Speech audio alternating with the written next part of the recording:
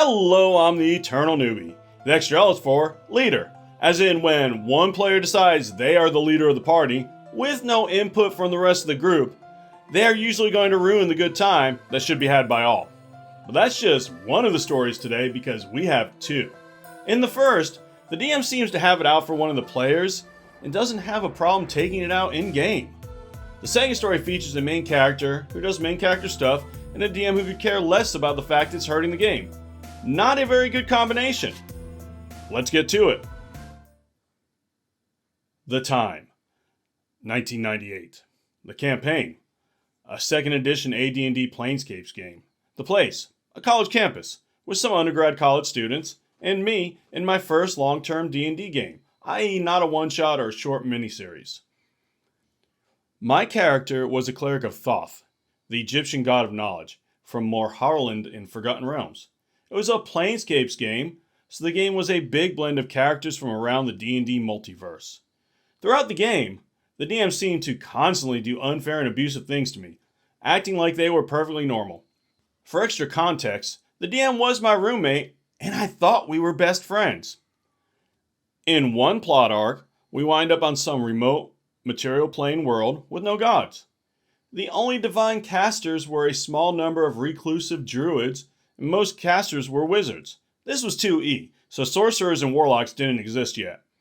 As literally the only cleric in the world at 5th level, I was wowing people with healing magic and being able to cure otherwise incurable diseases. In short order, Thoth was gaining a large following on this world. Before long, the DM said my character had a vision from Thoth of a ritual to perform that would give the Egyptian pantheon full access to the world. That there was now enough faith to allow the pantheon to appear there and the locals to become clerics, etc. So my character does this, exactly as my character got the vision. Sure enough, a temple to the gods is built. The pantheon becomes gods of that world, and not long after that, we're able to leave and go back to the outer planes. But there was a catch. The big temple didn't have an altar or place for Set, the evil god of the pantheon, the snake god. And now my character had made a personal enemy of Set. And for the rest of the campaign, I had problems with deadly poisonous snakes, as in save or die poison with each bite, appearing and attacking my character at any place it was vaguely plausible that snakes could be. All for performing the ritual my PC was given a vision of. The DM said it was my fault for not asking if all the gods of the pantheon were represented. And if I had done that, adding representation for Set to the ritual, even though Thoth didn't send that in the vision to my character. Then, about halfway into the campaign, a major plot arc involving helping an archmage ascend to divinity. The DM was having us help this epic level archmage that was one of his PCs from the campaign he played in high school, with a bunch of fetch quests to help her become a demigoddess of fire magic, and then having us work for her as a newly ascended goddess. When, after several real-world months of playing out quests like this weekly, I expressed that it's rather curious to have my cleric of Thoth working so closely for a completely separate and unrelated deity of a totally different pantheon, with no ties to Thoth. So, the DM says my character has permanently lost his faith in Thoth and can't get spells from him anymore. And my only option to keep cleric spells and abilities as a cleric is to convert to being a cleric of hers? That's weird. So, railroaded into converting. Yeah, my character was now a cleric of this new demigoddess of his old PC having undergone apotheosis. Then, the last plot arc begins with this huge battle for the fate of the Outer Planes and cosmic balance. And the information we need for this is in Thoth's planar domain, where my character is now hated as an apostate. And, as the domain of an Egyptian deity, Seth has significant influence as well. So my character is now scored and hated by everyone there. They have to grovel and beg for the information because my character is so hated and I'm dodging constant lethal poisonous snakes. And this was my first real ongoing D&D game, so I thought all this was normal. Oh yeah, this is totally normal. If your DM is a sadist, sorry your first time playing turned out so crazy. But what it really sounds like is your DM was very passive aggressive. Maybe they didn't like the way you did dishes, or the way you kept messing with the thermostat. I don't know. What I do know is rather than confront you or whatever was bothering them, like a grown-up, they decided to punish you the best way they could by making life difficult for your character. Planescape does sound really interesting though. I've never played it, but going to different planes is always fun. Especially if you're going to one of the hells because you may have accidentally sold your soul and you need to get it back. Not that I know anything about that. Alright, fine. I did it. In my defense, though, I got a good amount of gold out of it and even became a small business owner of the best brothel around. But that's a tale for another day. Alright, let's move on to the next story. This was an online play-by-post game of D&D 5e, Curse of Strahd, starting with the Death House. Our characters were recently taken by the mist of Ravenloft and wound up there. Our characters had a short meet and greet scene at the very start where they would be talking about themselves. All of them were from Forgotten Realms or similar D&D-esque worlds. All except for one, I'll call isekai protagonist. Isekai. I've heard that word before. Oh, if you're like me and you're not in the anime, no. Isekai features characters who are transported to, or reborn in, a new and unfamiliar world, often a fantasy or game-like setting, with or without the ability to return to the original world. Think of the old-school D&D cartoon.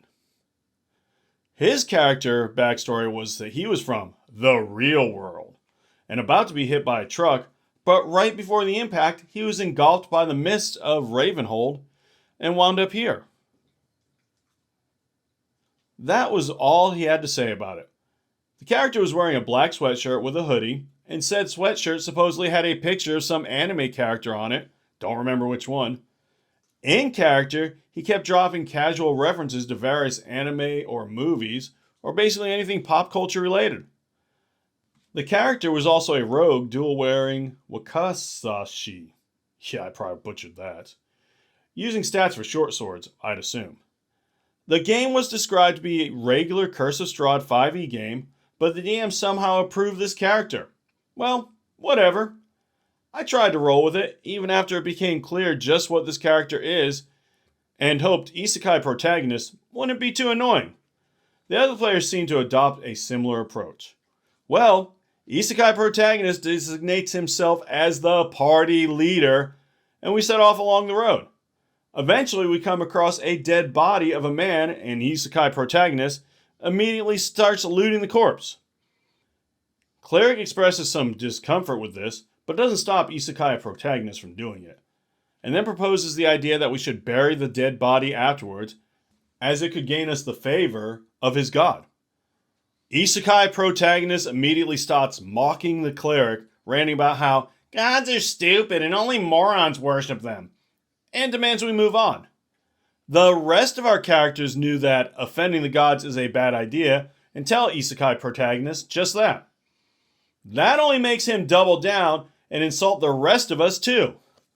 We decide to quickly bury the dead body, as it wouldn't take long and we weren't in a hurry anyway.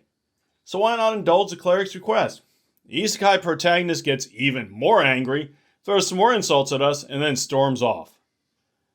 We bury the dead body, have a short role-playing scene for a funeral, and then follow the isekai protagonist. We come across an abandoned mansion, Durst Mansion. Come inside and reunite with isekai protagonist there. By the way, I really hope I'm saying isekai right. If I'm not, I apologize.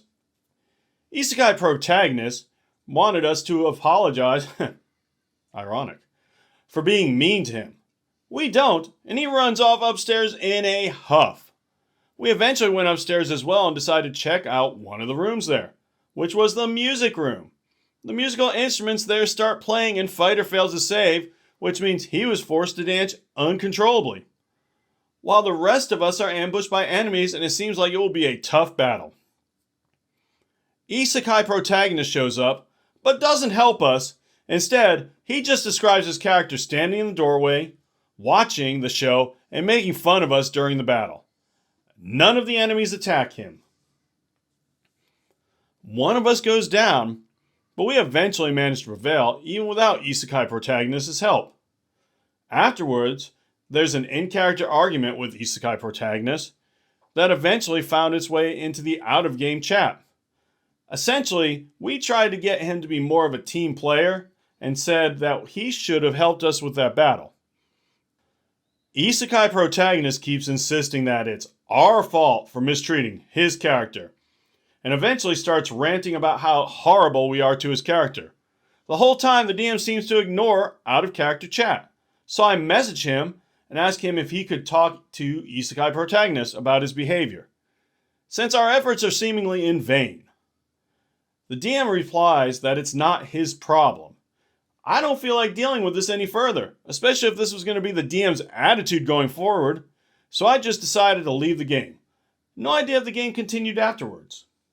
Shocking that someone who considers their character the chosen one wants everyone else to take a back seat.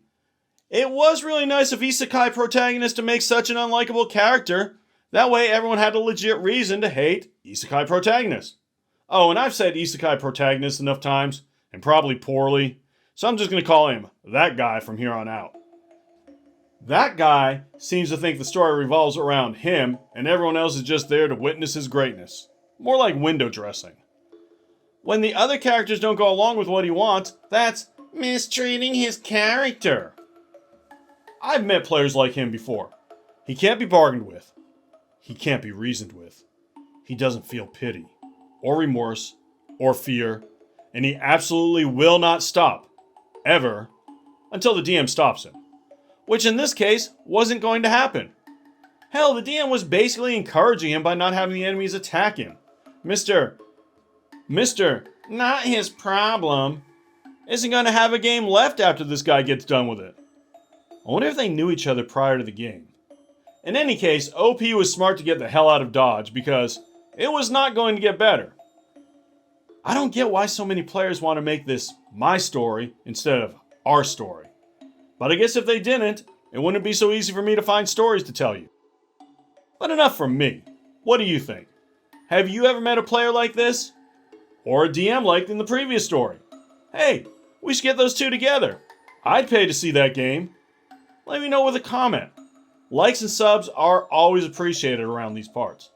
Thank you so much for watching and especially making it to the end. And as always, play your character. Don't let your character play you.